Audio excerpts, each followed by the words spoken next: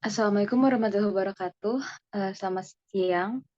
Kami dari kelompok satu Environmentalism dengan anggota sebagai berikut, yaitu Farsha Afifah Hidayat, Lulu Haura Kenisa, Mita Angelika Samosir, Syifa Rafani Putri Adi Wibowo atau saya sendiri, dan juga Uray Aulia Putri S. akan mempresentasikan materi kami pada hari ini. Boleh lanjut ke slide selanjutnya.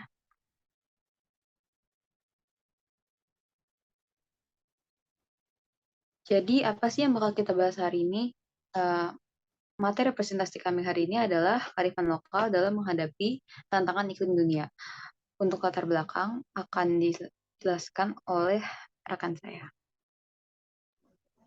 Latar belakang kearifan lokal. Secara garis besar, kearifan lokal dalam perubahan iklim itu sudah ada dari berabad-abad.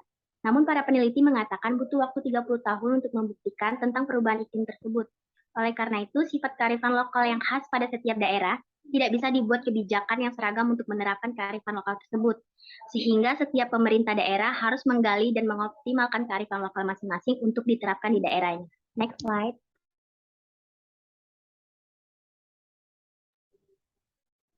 Ya, kemudian selanjutnya ada Green Theory atau teori hijau, di mana menurut Budin tahun 92, Green Theory menangkap orientasi dalam hal nilai dan juga agensi politik, termasuk di dalamnya apa yang harus dihargai oleh siapa dan bagaimana mendapatkannya.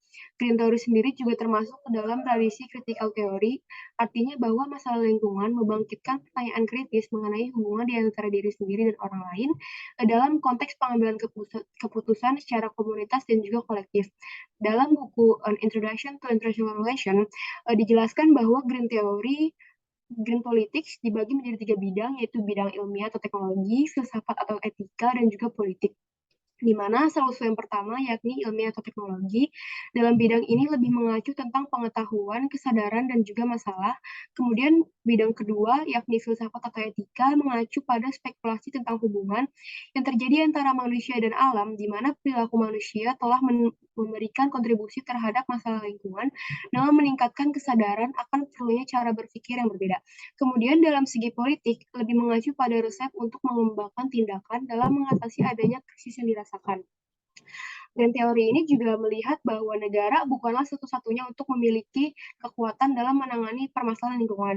Artinya itu negara itu haruslah mengambil perannya dalam bekerja sama dengan negara lain untuk menangani isu lingkungan, karena hal tersebut dilakukan agar dampak yang dihasilkan bukan lagi berpengaruh pada satu negara saja, namun dapat menyebar ke negara lainnya.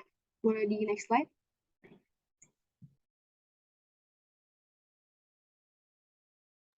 Oke, selanjutnya masih membahas mengenai Green Theory.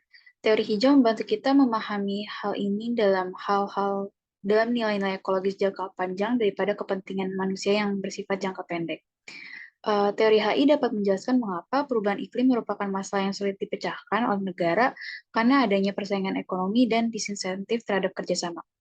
Namun akhir-akhir ini semakin banyak sektor-sektor non-profit melakukan pendekatan campuran dengan mengkombinasikan program yang berasas adaptasi perubahan iklim kontemporer dengan metode dan bahasa lokal.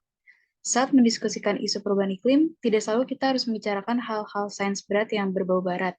Faktanya banyak sekali pengetahuan lokal berbasis lingkungan yang dapat digunakan oleh pemerintah untuk mempermudah penyebaran upaya peningkatan kemampuan adaptasi. Terdapat sebuah panel multinasional tandingan IPCC bernama IPBES atau The Intergovernmental Science Policy Platform on Biodiversity and Ecosystem Services berpendapat bahwa kearifan lokal merupakan aset penting bagi masyarakat untuk meningkatkan kemampuan beradaptasi mereka. Penelitian serta pendokumentasian pengetahuan lokal ini sangat penting untuk upaya pelestarian kearifan lokal, terutama yang berkaitan dengan isu penyelamatan keanekaragaman hayati, budaya adat, serta perubahan iklim.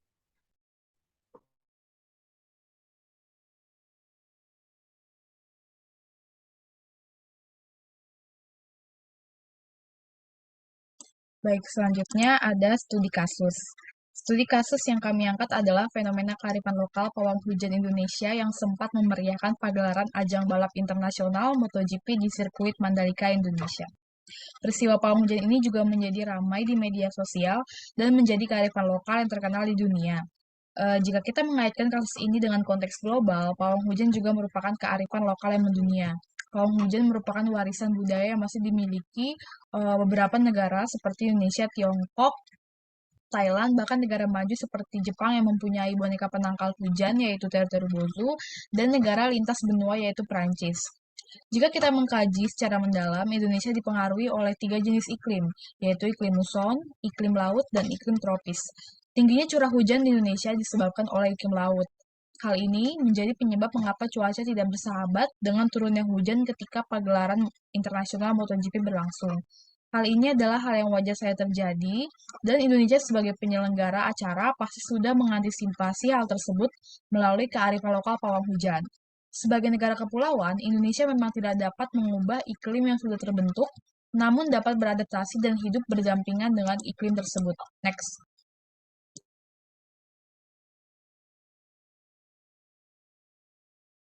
Baik, selain dengan fenomena pawang hujan yang sempat happening di Indonesia, kita juga ada kearifan lokal lainnya nih, yaitu suku laut. Suku laut itu adalah salah satu contoh dari masyarakat adat yang seringkali mengalami krisis iklim di Indonesia, dan mau nggak mau harus beradaptasi dengan alam. Suku ini sendiri berasal di Pulau Sumatera, dan juga menggunakan kearifan ekologi dalam mengatasi krisis iklim, seperti melakukan praktik kebudayaan dengan membuat perkiraan cuaca. Dalam kepercayaan adatnya, orang-orang yang menjadi penghuni dari suku laut memiliki pantang larang, yaitu sebuah aturan turun-temurun yang digunakan untuk menumbuhkan kesadaran atas hukum adat yang dihubungkan dengan sisi spiritual. Boleh lanjutkan slide selanjutnya.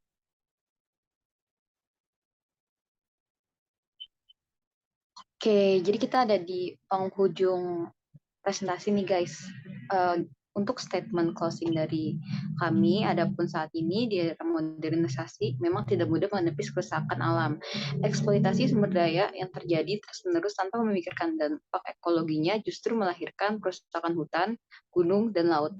Akibatnya terjadilah modernisasi pengelolaan lingkungan. Misalnya, modernisasi dalam pertanian melahirkan pestisida yang merusak lingkungan. Lalu dalam bidang hutanan terjadi pembabaran hutan untuk menjadi kawasan ekonomi seperti perkebunan dan sejenisnya. Akhirnya spiritualitas dan tata nilai kearifan lokal boleh ditinggalkan karena dianggap bertentangan dengan prinsip-prinsip negara modern.